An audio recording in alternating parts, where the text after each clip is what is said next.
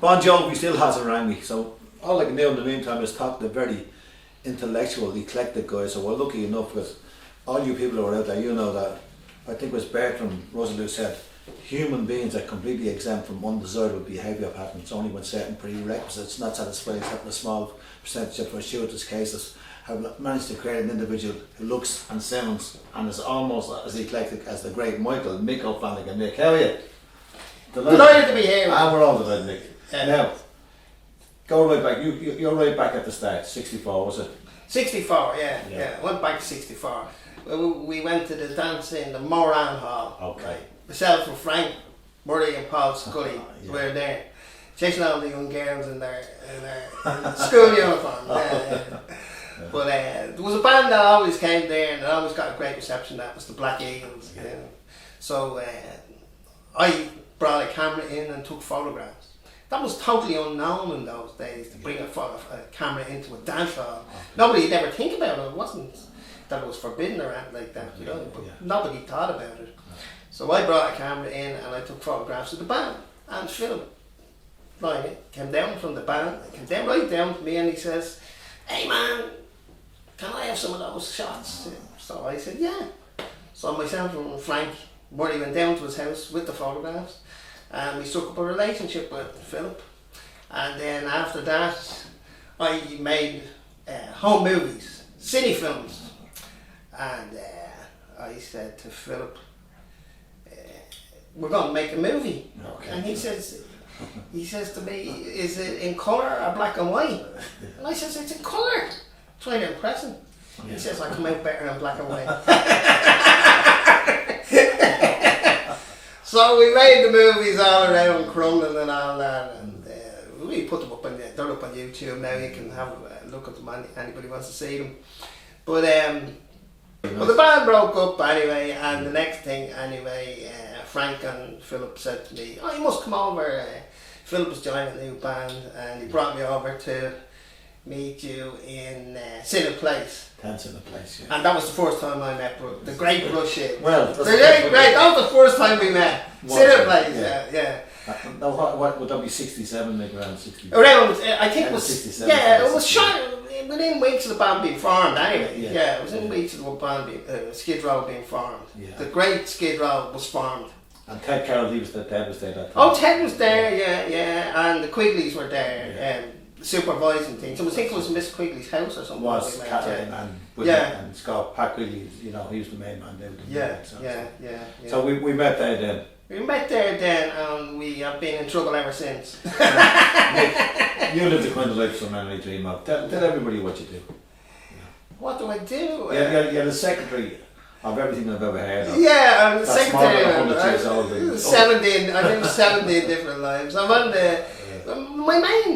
my main thing is on the editor of Riposte, the poetry magazine, which has been running for 17 years. I get that every month. We published over 300 poets, and from America and New Zealand, Australia, France. We published poets from all over the world. Okay. And we're going for 17 years, and we never got any support from the Arts Council. They said we weren't sufficiently established. Okay. We're established now. Yeah.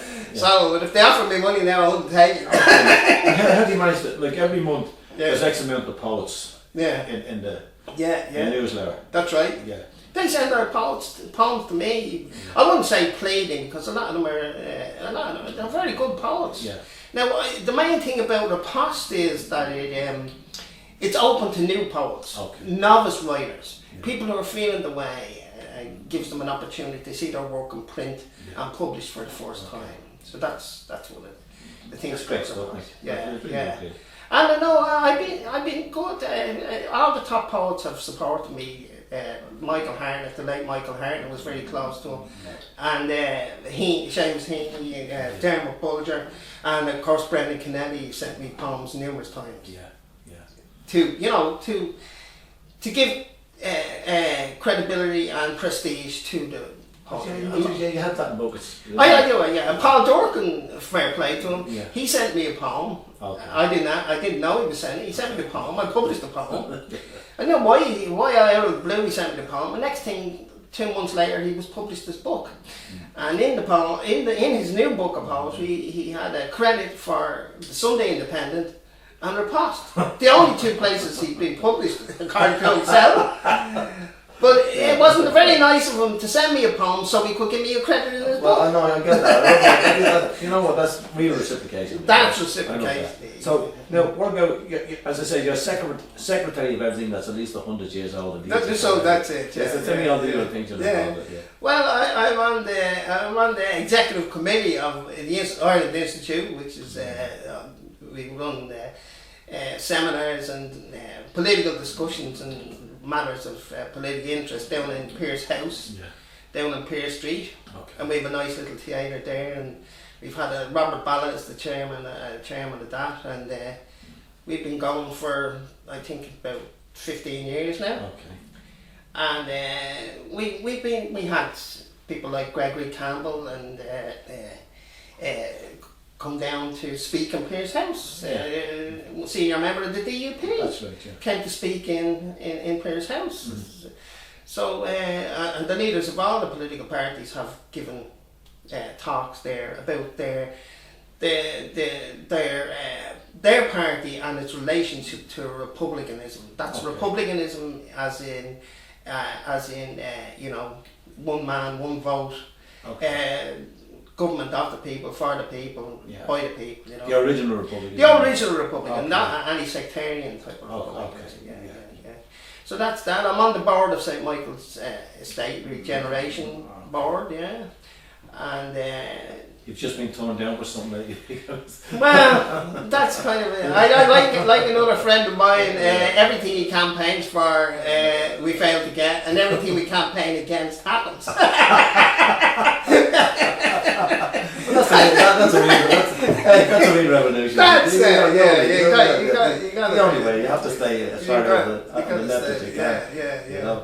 But so what is it? That's only 2 or 3. What else are you involved in? Well, I'm the secretary of the Inchicore Ledwidge Society, and Ledwidge is very important to Inchicore because he came there. He joined the army in Richmond Barracks in 1915. 1914, and he left in March 1915 and went off and fought in Gallipoli, where he got injured, and then he came back to Ireland, and he went. He was here in 1916, believe it or not.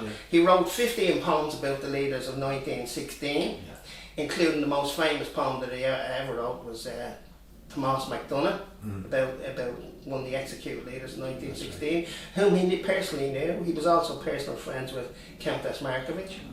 And then he went back to the war, and he was killed in 1917 at Ypres. The Tour Battle of Ypres. It's because of yourself and Liam O'Mara that I know all this. Yes, yeah. Well, of course he's from Slane, and there's a nice little museum to him down in Slane, and we work with the people in Slane to you know, it's good for tourism in Slane. But the reason why Ledwidge is of value in Inchicore is because, number one, he wrote 26 poems when he was there, and wrote letters to his girlfriend and all that. And we have some of these letters, you know. And but more to the point, we have next door to us is the National War Memorial Gardens at Island Bridge, which is dedicated to the men who were killed in the First War. 50,000 Irishmen were killed in the First World War, and including Ledwidge, of course. And we have a plaque to Ledwidge in the park there, and we hold a poetry reading in the park, the middle of summer every year, and we lay a wreath at the memorial there for Ledwidge, and that's the Ledwidge Society. That's what we do. Yeah. So in between all this, we had Skid Row and Bon Jovi. Well, that's it. Let's get down to what we're really here for. No, that's what I'm I'm tired of Bon Jovi. No. He doesn't ring me still. No. Well, he's good fun. Anyway, that's only 3 or 4. Give me the other things you're the secretary of. I'm secretary of the local Heritage Society. That's right. Yeah. The Heritage Society. Well, we recently put up plaques to Michael Mallon on his house, where Michael Mallon was one of the executed leaders in 1916. His family lived over Emmett Hall. Emmett Hall was bought by James Larkin in 1913. In February 1913, we have the deeds. We have the deeds of the building, and that's where he carried out his the Irish Transport and General Workers Union had their branch there. And William Partridge, a very famous man who also fought in 1916 in the College of Surgeons with Countess Margaret and Michael Mallon, and he was there as well. And so the Irish Volunteers, who later became the IRA, but they were called the Irish Volunteers at that time, they trained in this hall, as did the Irish Citizens Army, which was James Connolly's people. So they used this hall for training in the run-up to the rebellion in 1916. They did all their arms training and marching around and all that kind of thing. And the Michael Mallon's family, him and his family, lived over the hall. Okay. And so they were still living there when he was executed in Kilmainham Jail down the road. And everybody, a lot of people knew this, but for 40 years they were talking about putting the plaques up. So this year, the Heritage Group, which I'm the secretary of, managed to get the plaques up. That's lovely, Nick. So, And Jack O'Connor was our chief spokesman, but we had people like Eamon O'Keefe came, because his grandfather was held in Richmond Barracks after 1916. yeah.